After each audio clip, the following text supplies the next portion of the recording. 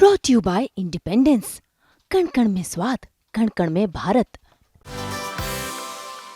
मुख्य मुकाबला तो मान के चलना है कि इंडिया और एनडीए गठबंधन में ही रहना है। जैसे आज़ाद समाज पार्टी वगैरह भी इस बार यहाँ कैंडिडेट उतारने का मन बना रही है और बीएसपी भी उपचुनाव लड़ रही है पहली बार, क्योंकि पहले बहुजन समाज पार्टी उपचुनाव नहीं लड़ती थी, लेकिन मायावती ने जो है इस बार उपचुनाव के लिए घोषणा की है कि हम सभी 10 सीटों पे चुनाव लड़ेंगे। क्या कह सकते हैं कि जैसे बसपा ने उपचुनाव लड़ने की घोषणा की है और यहाँ मीरापुर विधानसभा सीट से कोई मुस्लिम प्रत्याशी अगर बसपा ले आती है तो खेल बिगड़ सकता है सपा का?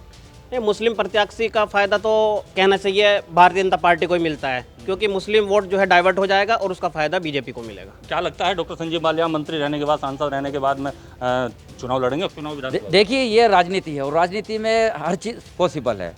सदन में जाना हर कोई अपना सौभाग्य समझता है और किसी ना किसी तरह से अपनी पार्टी को मजबूत करने के लिए, अपनी सरकार को मजबूत करने के लिए कोई भी गेम कर सकता है, चल सकता है। और ये शीर्ष नेताओं पर डिपेंड करता है कि उन्हें क्या, अब उत्तर प्रदेश में ऐसी स्थिति है कि और आगे लाने के लिए, सरकार बड़ा बनाने के लिए या मजबूत बनाने के लिए डॉक्टर संजीव बालियान को दे दें वो टिकट और यहाँ से उनकी स्थिति फिर मजबूत बने और उत्तर प्रदेश के अंदर हो सके, उनके नेतृत्व में 2027 का चुनाव बढ़ जाए। उपचुनाव महासंग्राम में क्या होने वाला है उत्तर प्रदेश के अंदर, इसकी कवरेज के लिए आज हम निकले हैं मुजफ्फरनगर जनपद की मीरापुर विधानसभा सीट पर।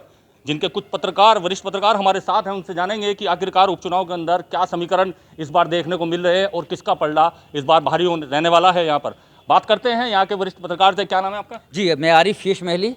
आप क्या कहेंगे जिस महली जी, उपचुनाव होना है अब यहाँ पर, बहुत कम समय रह गया है, डेट अभी निकल कर नहीं आई है, लेकिन स्थिति क्या दिखाई दे रही है, किसका पलड़ा भारी दिखाई दे रहा है? संदीप जी, बहुत बहुत धन्यवाद, आपने मुझे मौका दिया। सबसे बड़ी बात यही है कि मीरापुर विधानसभा 403 बेहद महत्वपूर्ण बन जाती है इस लोकसभा चुनाव के बाद भी, क्योंकि यहाँ पर जो पिछली बार विजयी थे वो चंदन चौहान थे, जो कि रालोद गठबंधन से थे। और अब गठबंधन क्योंकि बीजेपी के साथ हो गया तो नेचुरली ये सीधा नेक टू नेक मुकाबला तो यहाँ पर इंडिया और एनडीए में ही होना है।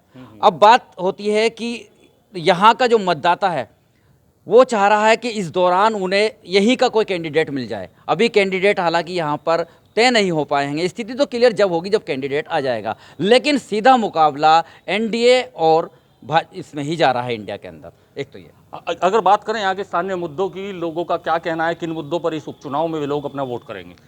नेचुरली एक तो उन्होंने कहा कि उनके गांव के अंदर बहुत सी सड़कें हैं, कुछ विकास नहीं हो रहे। जैसे कि मैंने ही एक दिन सर्वे करा, मीरापुर विधानसभा का एक टंडेड़ा गांव है, तो वहां के ग्राम प्रधान पूरा धरना देकर बैठे हुए थे। उन्होंने हमको बताया कि चंदन चौहान जो कि विजयी कैंडिडेट है, उन्होंने वादा किया था कि वहां पर एक सड़क ऐसी है जहां पर गड्ढे हैं, बरसात का पानी जमा हो जाता है और वो निकल नहीं पाते हैं। लेकिन वो जितने भी वहाँ पर कैंडिडेट आज तक रहे हैं, चाहे वो करतार सिंह भड़ाना रहे हों, चाहे इसके बाद चंदन चौहान रहे हों, या दूसरे भी जो भी विधायक वहाँ से जीते हैं, किसी ने उनकी ओर ध्यान नहीं दिया है। गाँव का विकास ठप पड़ा रहा है। तो उन्होंने हम लोगों को साफ बताया है कि हमारा सबसे पहली बुनियादी जो ज़रूरत है वो अच्छी सड़कें हो, प्रकाश व्यवस्था हो और अच्छा शांतिपूर्ण माहौल हो, और इसके साथ साथ विकास को ही उन्होंने तरजीह दी है।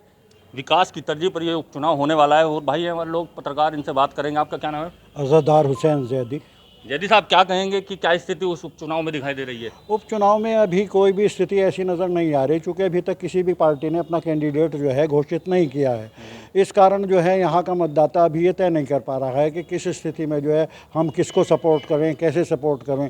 ये सब मेन स्थिति जो है, सही स्थिति उसी समय मिलेगी कि जब कोई भी पार्टी सभी पार्टी अपने अपने कैंडिडेट घोषित कर देंगी। अभी तो लोग इंतज़ार में हैं कि कौन का कब इलेक्शन लड़ेगा, सपा से कौन लड़ेगा, बीजेपी से कौन लड़ेगा, या अन्य पार्टियों से, लोक दल से कौन लड़ेगा।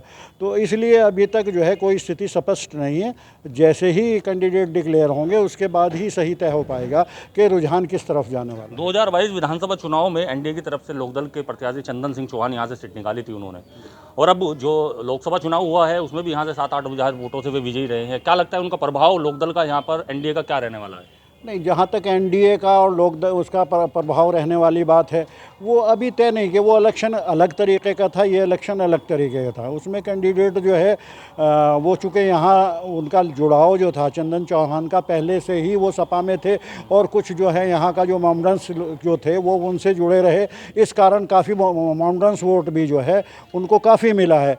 और सपा की तरफ जो है लोग नहीं गए, या ये इस तरफ नहीं गए कि क्या बहुजन समाज की तरफ नहीं गए, तो ज़्यादातर जो है मुस्लिम वोट भी जो है उनको मिला है। बहुत सारे गाँव में उन्हें सपोर्ट किया गया है, इसलिए विजय होने में उनमें कोई ज़्यादा ये नहीं कहा जा सकता कि ये क्यों जो है इन्हें विजय हासिल हुई है। लेकिन अब की बार स्थिति अलग है। अब की बार स्थिति अलग है। कैंडिडेट जो है वो जो है सभी जो है पार्टियां अपने अपने कैंडिडेट को बड़े सोच समझ के जो है वो खड़ा करने के उसमें है, और इसी वजह से देर हो रही है। आज तक जो है किसी भी पार्टी ने 9-10 लोग जो हैं सपा में उम्मीदवारी की उम्मीद पे हैं, लेकिन अभी तक उन्होंने कोई किसी तरीके का डिक्लेरेशन नहीं दिया, ना ही कोई बता। कोई भी पार्टी जो है इस समय जो है ये नहीं कहता कर पा रही कि हमें यहाँ से इलेक्शन किसको लड़ना है। चाहिए। आपका क्या नाम है भैया? भवन सिंह। भवन सिंह, आप क्या कहेंगे उपचुनाव को लेकर के स्थिति क्या दिखाई दे रही है फिलहाल? अभी जब तक सभी पार्टियों द्वारा अपने प्रत्याशी घोषित नहीं किए जाने तब तक तो कोई स्थिति सामने नजर नहीं आ रही। लेकिन मीरापुर विधानसभा की अगर बात करें तो सभी के मन में यह है कि हमारा अपना लोकल प्रत्याशी हो जो हमारे मुद्दे अच्छी तरह उठा सके। अगर बात यहाँ के स्थानीय लोगों की करें, कोई मुद्दे उन्होंने सामने रखे हों क्योंकि भाजपा प्रत्याशी ना हो, क्योंकि भाजपा प्रत्याशी विकास नहीं कर पाता है कहना है, क्योंकि 2017 में बढ़ाना जी यहाँ से बीजेपी से चुनाव जीते थे, उसके बाद में 2022 में चंदन सिंह चुनाव वो भी मुजफ्फरनगर लोकसभा सीट से थे। तो यानी कि यहाँ की जनता मीरापुर विधानसभा का ही कोई प्रत्याशी चाह रही है, तो किन मुद्दों को लेकर के वो जनता देख रही है? ये क्षेत्र का विकास हो और क्षेत्र में शिक्षा पर काफ़ी जोर दिया जा रहा है। शिक्षा का भी कोई अच्छा सा कोई बढ़िया सा स्कूल यहाँ पर बनाया जाए। इन्हीं मुद्दों को लेकर क्षेत्रीय जनता जो है अपने क्षेत्र का ही प्रत्याशी चाह रही है। सबसे बड़ा मुद्दा इस मीरापुर विधानसभा में स्थानीय जो प्रत्याशी है उसका यहाँ पर गूंज रहा है। इन वरिष्ठ पत्रकारों का साफ तौर पर कहना है कि लोकल प्रत्याशी को की मांग यहाँ की जनता इस बार कर रही है। आपका क्या नाम है भैया? भी अनुज सैनी। अनुज जी, आप क्या कहेंगे कि स्थिति क्या है उपचुनाव को लेकर के, जनता का माहौल क्या है और समीकरण क्या दिखाई दे रहे हैं? उपचुनाव को देखते हुए इस बार जैसे समाजवादी गठबंधन, इंडिया गठबंधन है, जो लोकसभा सीट पे 37 सीटें आई हैं इनकी इस बार, तो इसका प्रभाव यहाँ मीरापुर विधानसभा में जरूर पड़ेगा। पहले देखा जाता है कि भाजपा एक मजबूत पार्टी के रूप में देखी जाती है, लेकिन ये उपचुनाव में इसका जो है फ़ायदा समाजवादी पार्टी को मिलेगा। स्थिति क्या लग रही है कि टक्कर किन पार्टियों में यहाँ पर देखने को मिल सकती है? मुख्य मुकाबला तो मान के चलना है कि इंडिया और एनडीए गठबंधन में ही रहना है। जैसे आज़ाद समाज पार्टी वगैरह भी इस बार यहाँ कैंडिडेट उतारने का मन बना रही है, और बीएसपी भी उपचुनाव लड़ रही है पहली बार, क्योंकि पहले बहुजन समाज पार्टी उपचुनाव नहीं लड़ती थी, लेकिन मायावती ने जो है इस बार उपचुनाव के लिए घोषणा की है कि हम सभी 10 सीटों पे चुनाव लड़ेंगे। क्या कह सकते हैं कि जैसे बसपा ने उपचुनाव लड़ने की घोषणा की है और यहाँ मीरापुर विधानसभा सीट से कोई मुस्लिम प्रत्याशी अगर बसपा ले आती है तो खेल बिगड़ सकता है सपा का? नहीं, मुस्लिम प्रत्याशी का फायदा तो कहना चाहिए भारतीय जनता पार्टी को ही मिलता है, क्योंकि मुस्लिम वोट जो है डाइवर्ट हो जाएगा और उसका फायदा बीजेपी को मिलेगा। बीजेपी को मिलेगा। आपका क्या नाम है भैया? अशोक काकरान। काकरान जी, क्या कहेंगे, आपको क्या समीकरण दिखाई दे रहा है, क्या स्थिति उपचुनाव में होने वाली है? इस बार थोड़ा पेचीदा मसला है। भारतीय जनता पार्टी और राष्ट्रीय लोकदल का गठबंधन है, निश्चित रूप से फायदा रहेगा इनको, लेकिन अभी तक ये निष्कर्ष नहीं निकला है कि कौन इस पर चुनाव लड़ रहा है। एक यहाँ पे मुख्य मुद्दा सबसे ज़्यादा जो पिछले काफ़ी दिनों से चल रहा है वो बाहरी का चल रहा है। राष्ट्रीय लोकदल के कई समर्थक हैं जो यहाँ पे दावेदारी कर रहे हैं, कुछ टिकट के लिए भी बाहर की लोगों की एंट्री सुन रहे थे पिछले दिनों, तो तब कई गांवों में माहौल बनाया गया कि बाहर के उम्मीदवार को हम विरोध करेंगे। उसकी वजह जैसे हमारे वरिष्ठ साथियों ने बताया कि मेन समस्या यहाँ पे विकास की है। अभी टिकोला विधानसभा का एक गाँव है, उसमें ये घोषणा की गई कि हम किसी को वोट ही नहीं करेंगे, चुनाव का बहिष्कार करेंगे, नोटा का दबाएंगे। तो वजह यही है कि वहाँ पे आज भी इतने साल हो गए, समझ लीजिए आज़ादी के बाद आज तक भी अगर जिस गांव में क्षेत्र में रास्ते नहीं बने हैं तो विकास का आप कैसे वहाँ पे कोई नाम ले सकते हैं? विकास सबसे बड़ा मुद्दा हमेशा रहा है, पिछली बार भी था, अब भी रहा है। रही बात चुनाव हार जीत की स्थिति की, हम फील्ड में रहते हैं तो उसमें हमने एक महसूस किया है कि चंद्रशेखर और मायावती निश्चित रूप से ये चुनाव के महत्वपूर्ण कारक होंगे। दोनों ही पार्टी, जहाँ तक हमारा एक आकलन है, मुसलमान उम्मीदवार को उतार रही है, उसका 100% फायदा राष्ट्रीय लोकदल और भारतीय जनता पार्टी गठबंधन को मिलेगा। आपको क्या लग रहा है कि कौन से प्रत्याशी यहाँ से दावेदारी किस पार्टी से कर रहे हैं? भाई अभी तो क्लियर हो नहीं पा रहा। कुछ नाम सामने आए हो? जैसे समाजवादी पार्टी द्वारा, जैसे मैं कंफर्म तो कह नहीं सकता, लेकिन इसके बारे में कादिर राणा जी का नाम जो है मीरापुर लोकसभा विधानसभा सीट से चल रहा है। अब देखना होगा कि भाई वो डिक्लेरेशन करते हैं नहीं करते हैं।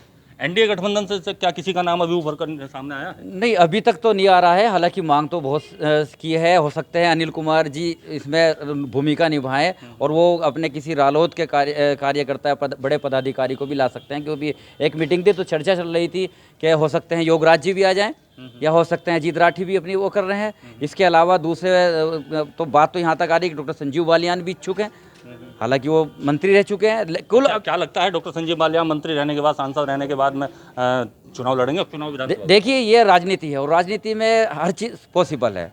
सदन में जाना हर कोई अपना सौभाग्य समझता है और किसी ना किसी तरह से अपनी पार्टी को मजबूत करने के लिए, अपनी सरकार को मजबूत करने के लिए कोई भी गेम कर सकता है, चल सकता है। और ये शीर्ष नेताओं पर डिपेंड करता है कि उन्हें क्या, अब उत्तर प्रदेश में ऐसी स्थिति है कि और आगे लाने के लिए, सरकार बड़ा बनाने के लिए या मजबूत बनाने के लिए डॉक्टर संजीव बालियान को दे दें वो टिकट और यहाँ से उनकी स्थिति फिर मजबूत बने और उत्तर प्रदेश के अंदर हो सके, उनके नेतृत्व में 2027 का चुनाव बढ़ जाए।